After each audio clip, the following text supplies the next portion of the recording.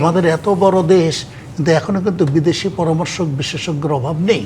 শিক্ষায় যে বরাদ্দ বেড়েছে, আমরা খুবই খুশি।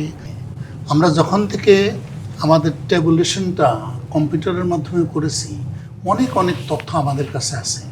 কম্পিউটার বিজ্ঞানে আমরা বলে থাকি কম্পিউটার সিস্টেমের থেকেও তথ্য অনেক বেশি গুরুত্বপূর্ণ।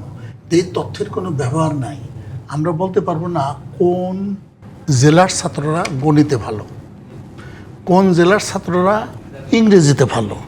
এগুলো যদি আমরা গবেষণা করে বের করতে পারি, আমরা সেখানে দেখতে পারতাম ওখানে শিক্ষকরা কীভাবে পড়ায়। আমরা তো এগুলো করি নাই। তবে সর্বোপরি যে এই যে শিক্ষায় যে বরাদ্দ বেড়েছে, আমরা খুবই খুশি। এখন একই প্রশ্নপত্রে পরীক্ষা হবে, অন্তত পক্ষে একটা প্যারামিটার আমরা সমান করতে পারলাম।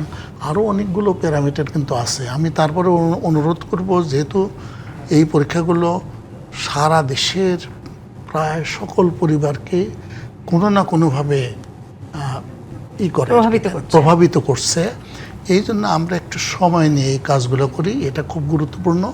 আর এটা মনে রাখতে হবে যে আমাদের দেশের ভবিষ্যৎ নির্ভর করবে কি মাপের, কি যোগ্যতার মানব সম্পদ আমরা তৈরি করতে পারি, এবং সেটা বিশ্বমানের হতে হবে। আমাদের এত বড় দেশ, কিন্তু এখনো কিন্তু বিদেশি পরামর্শক বিশেষজ্ঞের অভাব নেই। আর আমাদের নিজেদের স্নাতকেরা দিব্যি বেকার হয়ে বসে আছে, তাই না? সুতরাং শিক্ষায় উৎকর্ষ অর্জনের জন্য সুস্থ প্রতিযোগিতারও প্রয়োজন।